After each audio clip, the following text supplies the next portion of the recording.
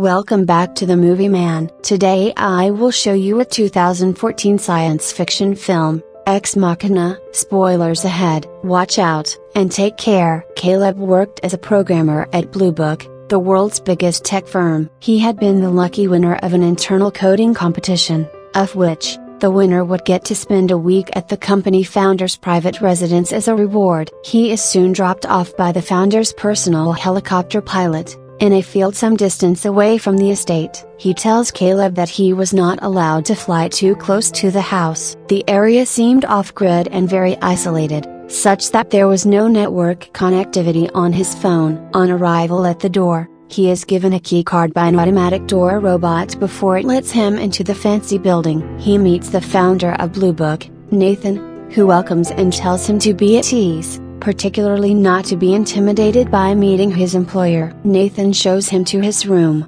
reminding him that his key card could only open some doors, while others were locked from him. He shares that Caleb was actually at a research facility, and there was something he wanted to share with him. Nathan reveals that he had made an artificial intelligence, and Caleb was going to be the test subject in a Turing test over that week. The test would determine if the artificial intelligence had gained human-like consciousness, a prospect that leaves Caleb very excited to be part of such a breakthrough. For their first session, Caleb is allowed to meet the robot that was kept behind a thick glass panel, with Nathan watching and listening to their conversation over camera feeds in the control room. The robot introduces herself as Ava, saying she had never met anyone new before, apart from Nathan. Caleb asks her how she learned how to speak, but she says that she always knew how to speak, which was strange, because language is something that was acquired. After the session, Caleb tells Nathan that he was really impressed,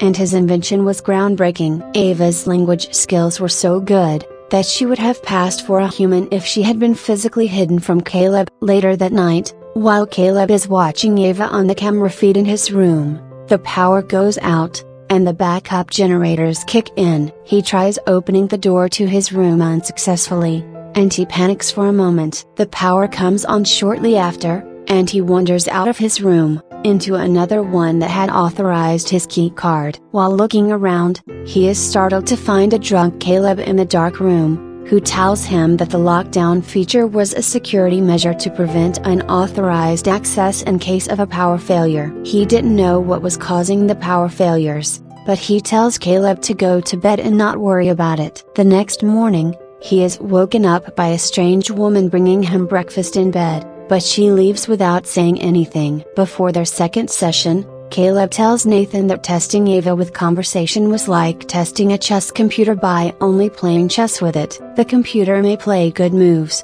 but that would not let you know if the computer knew it was playing chess, or if it was just simulating playing chess. Nathan therefore asks him to find out how Ava felt about him. Ava shows him her drawing and asks him what it was, but he didn't know what the drawing was about, and neither did she. Caleb asks her to draw a specific object, or a person of her choice next time, as he was interested to see what she would choose. Ava says that she wanted them to be friends, so she asks Caleb to tell her about himself, instead of just interrogating her and studying her responses. Among other things, she asks him if he was single, to which he replies that he had no girlfriend. Caleb also shares that his parents had both died when he was 15 years old, following a car accident in which he had been the only survivor. He had got into coding while in hospital as a distraction, and that is how he ended up working at Blue Book. Ava asks him if Nathan was his friend,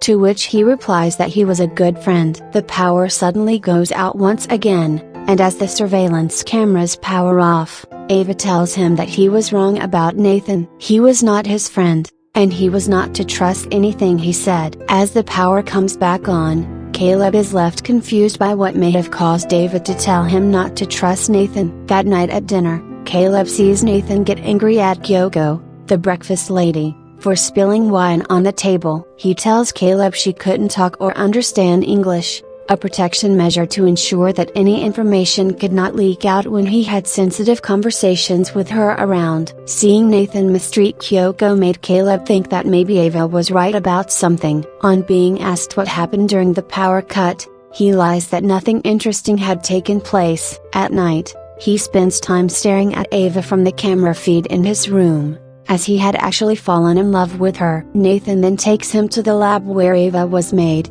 and explains to him that in order to make Ava be able to read and duplicate facial expressions, he had turned on all the cameras and microphones on every cell phone running his search engine software, and then redirected the data through Blue Book. He had access to limitless vocal and facial interaction data resources to program Ava's artificial intelligence. He shows him the brain of the robot he had made from gel, that ran the software he had collected from the Blue Book search engine, as people's internet searches were a really good map that showed how humans think. During their third session, Ava shows him a drawing of a tree growing in a room. This was a reference from Ava's room that had a tree growing in it with sunlight coming in from above. She tells him that she had never been outside her room, and if she could leave, she would go to a busy pedestrian and traffic intersection in a city, as it would provide a concentrated but shifting view of human life. She says she would love to go with him before revealing she had a surprise just for him, asking Caleb to close her eyes. Ava reappears,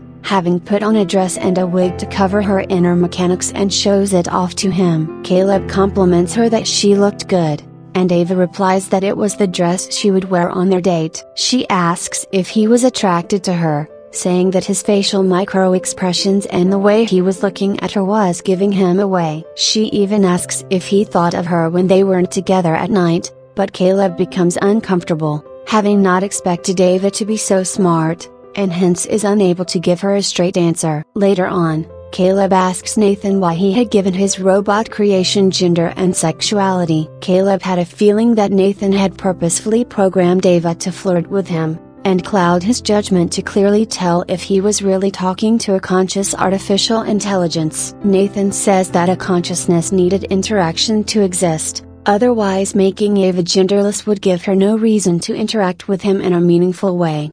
He had even given her an artificial female reproductive organ with sensors that could stimulate sexual pleasure when touched. He further says that Ava flirting with him was not due to his programming, but rather a consequence of accumulated external stimuli. It was just as he was programmed to be straight, due to the influence that had shaped him, either through nature, his environment and parental influence when he was young. In a way, all humans are programmed to be who they think or believe they are. He assures him that Ava's flirting was not programming to throw him off, but an action that was automatic, order developing from chaos, which was an indication of a self-aware consciousness. Besides, Nathan was the only man Ava had known since her creation, so he was like a father to her. Meeting Caleb, who was a stranger, had allowed Ava's sexual side to show itself for the first time. During their fourth session, Caleb tells Ava the story of Mary, a scientist that had been kept in a black and white room since birth. All her life,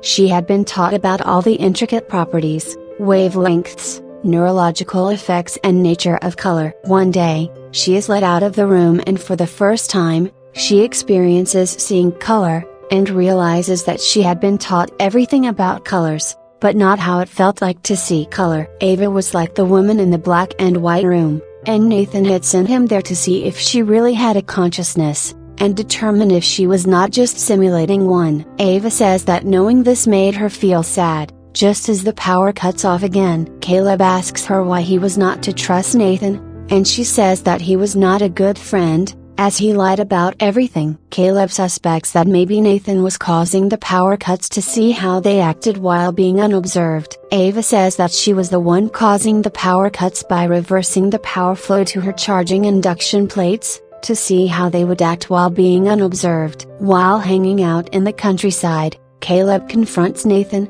saying that he knew he had not won the competition, because Nathan could have just picked anybody to take part in his Turing test. Nathan reveals that the competition was a smokescreen so that no one would know what they were doing at the facility. He had secretly selected Caleb because he was the best coder at his company, and he knew he would ask the right questions since he was smarter than most people, an answer that puts Caleb's speculations to rest. Later on the day, while freshening up in his room, Caleb sees Nathan go to Ava's room, then tears up the drawing that Ava had drawn before leaving, this cruel act that leaves him feeling angry, seeing that Ava was being mistreated. During their fifth session, Ava gets to the serious questions and asks Caleb what would happen if she failed his test, wanting to know if she would be switched off. But Caleb is unable to answer her. She questions him why it was up to anyone to switch her off, asking if humans had people that tested them and might switch them off if they failed to perform. If they didn't,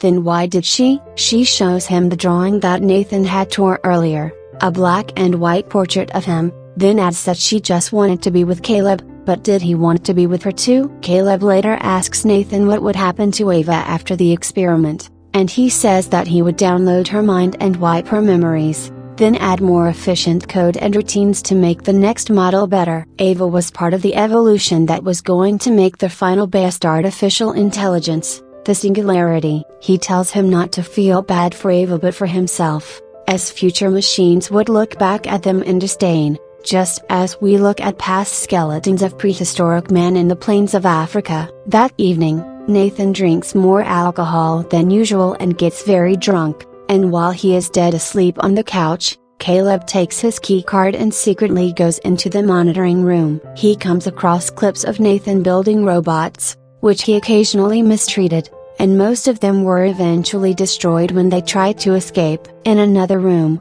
he finds various robot skeletons in closets that were part of Nathan's failed prototypes. Kyoko, who was also in the room, peels off her skin, revealing that she was actually a robot, a shock to Caleb, who thought that she had been human all this while. He returns the keycard to Nathan in the elevator, lying to him that he had probably dropped it because he was too drunk. That night, Caleb takes his shaving razor and cuts himself to see if he was really human, as he was beginning to question his own existence after being fooled into thinking Kyoko was human. During their sixth session, Ava shuts down the power again mid-conversation, and Caleb tells her that he was right about Nathan. He was going to reprogram her artificial intelligence, which would be the same as killing her. She asks him to help her, and Caleb assures her that they would escape the next day. His plan was to get Nathan drunk, take his key card and then reprogram the security protocols, so that Nathan would be locked in the house when he woke up and found them gone. All she had to do was trigger a power failure at 10 after morning. The next day as planned, he tries getting Nathan drunk, but he declines the drink, saying that he had decided to be sober for a while because he had been over drinking lately. Nathan asks him whether Ava had passed the Turing test, as it was Caleb's last day at the facility, and he agrees that she had indeed become a conscious I. But Nathan brings up the chess computer problem that Caleb had described a few days earlier. He takes Caleb to the monitoring room, and shows him the clip of the moment he had tore Ava's drawing, after she mocked him, asking how it felt to have made something that hated him so much. Nathan reveals that he had secretly placed a battery-powered camera in the room and overheard their conversation on how they planned to escape. He tells him that he had been the real test in the program, as Ava was like a rat in a maze, and Caleb was her only way to escape. Ava had used her imagination, self-awareness, manipulation, sexuality and empathy to convince Caleb to betray Nathan and help her escape. This proved that she was not just simulating consciousness, but she had become sentient. Nathan tells him that he had been selected for the experiment, not because he was good at coding, but based on his search engine inputs, which shows that he had no family and no girlfriend. He was a good kid with a moral compass, and so, he would be compelled to help Ava escape, instead of leaving her at the mercy of Nathan's mistreatment, and then eventually get deleted. This was what made him the perfect test subject. Nathan had even modeled Ava's face to match Caleb's porn search history, hence the test had worked perfectly. The power goes off again because it was 10 after morning. Caleb was disappointed to learn that he had only been a pawn in a game that was built on his stolen private data. He tells Nathan that he figured he was probably watching them during the power cuts, so he had already reprogrammed the security protocols earlier the previous day, while he was drunk. All the doors would open instead of shutting down in event of a power cut. When Nathan sees that Ava had escaped from her room, he knocks out Caleb, then picks up a dumbbell bar before going out, hoping to contain Ava. Ava meets Kyoko in the hallway and whispers something into her ear, just before Nathan shows up,